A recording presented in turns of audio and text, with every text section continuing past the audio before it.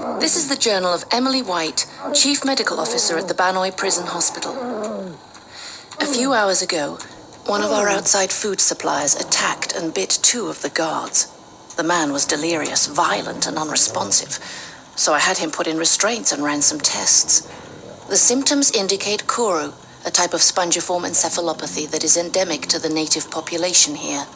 It's a prion disease like mad cow, and is spread by the practice of cannibalism and the consumption of human brains. I'm keeping him and the guards who were bitten under close observation. Today we are unraveling the mystery behind the malevolent and violent pathogen found in the Dead Island series, Pathogen HK. Pathogen HK gets its name from 2 main components, the Kuru disease and the human immunodeficiency virus, widely known as HIV.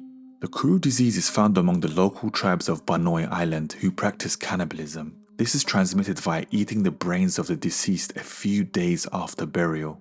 They are exhumed after their bodies are colonized by larvae, which is then used as a side dish. This practice is conducted by the tribes as they believe that it releases the spirits of the dead.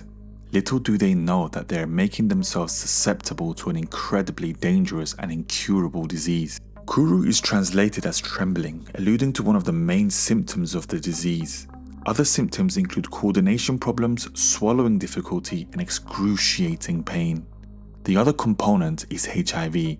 This is one of those dangerous viruses that have moved over from animals to humans. It is believed to have crossed over to humans by a type of chimpanzee in the 1800s.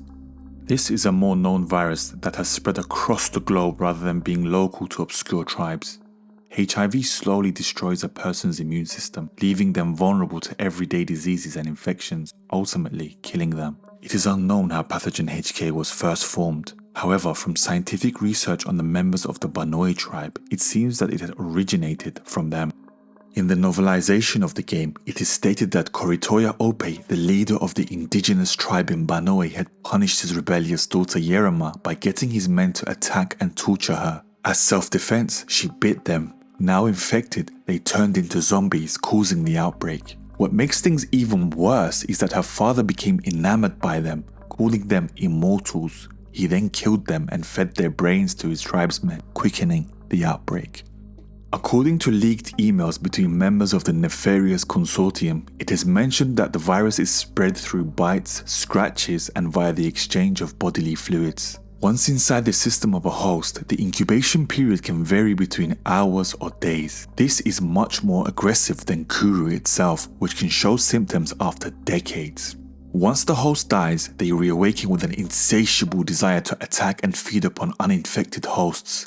This is also when they are at their most dangerous. Newly zombified hosts are called infected.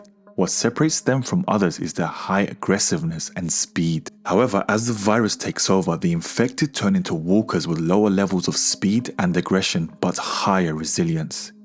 It seems that as the virus progresses, it slows down the body, causing decay. Interestingly, there are different strains of pathogen HK which affect people differently. For example, the thugs. These are a special type of brutish zombie who tower over others. They have a distinctive roar which alerts nearby zombies and are immensely powerful, knocking others back with a single hit. Then there are rams. These are hulking zombies who wear thick padded straitjackets and are extremely powerful and dangerous. They seem to be already big men who are mental health patients and have been infected by the virus. Luckily, the straitjackets keep their arms tied up, otherwise they would be a bigger and faster variant of the thug, as they can run and charge, making them formidable. The virus also seems to curiously disfigure its host depending on the pre-infected condition. We can see this when we look at suiciders. Their pre-existing conditions like cancer, tumors, and other diseases have seemingly caused serious disfigurement. They have pulsating bodies which are bloated near bursting point as they decompose. These infected are always bald, alluding to the fact that they may possibly have had cancer treatment already. Their clothes are being torn off due to their bloating, and any disturbance to their swollen bodies will cause a violent explosion, doing serious damage. The most interesting thing, however, is that they have kept a semblance of their humanity. Here is a demonstration of that.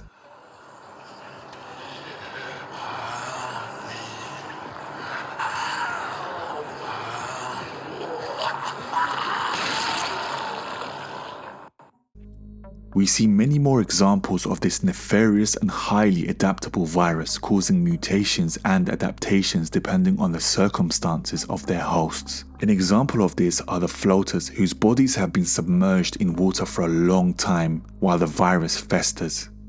They end up having decomposing and bloated bodies, and the virus adapts them with projectile vomiting. Or the ferocious butchers who have sharpened radial bones made especially for combat. A bonus fact is that there is alarming evidence of possibly infected animals on the island. When we examine tape number 8 of journalist Roger Howard, we hear the following. Okay. We hit some kind of animal, and the car careened off the road and down an embankment, through the trees. The driver, my driver, is badly hurt. I think his leg is broken. Wait. I'm hearing something else, too. What the fuck is that? Something's coming. God, it's something big. God, it's an orangutan. Oh, fuck.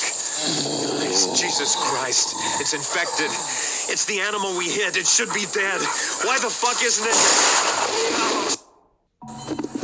The infected animal tore the driver right out of the car. Sorry, but I didn't even try to help him. I ran. I kept on running until I couldn't hear the driver screaming. Somehow I found...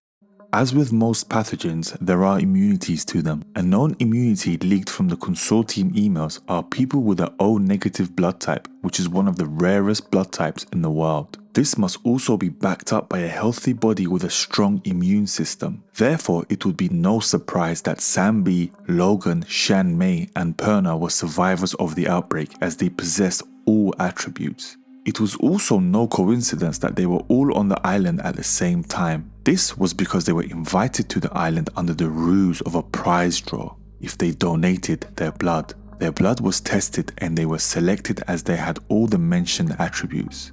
There were originally 9 people invited to the 2-week free vacation prize. The other 5 didn't make it out alive. This pathogen is one of the most interesting ones that I've researched so far. It has origins from 2 real-life components, the Kuru disease, which is exclusive to a single tribe in the world, and HIV. The effects of pathogen HK are also astounding and unique, as it manifests itself with different effects, creating a variety of imposing enemies. I hope you enjoyed watching this lore as much as I enjoyed creating it. If you did, consider subscribing. If you could help me reach 100 subscribers, that would be fantastic. I have it, just as you asked for it. The effects should be powerful and immediate, but it'll only work on the healthy or those in the first stage. A super virus derived from a mummy. I'll call it the Pharaoh's curse. Not from a mummy. From her. I examined her blood and found the pathogen in its pristine form. She's the source of the plague. A walking time bomb. I don't know how or Why or where it came from, but I want to study it. Voodoo, you voodoo, bitch. Let's go. Sam be the Papa Shango.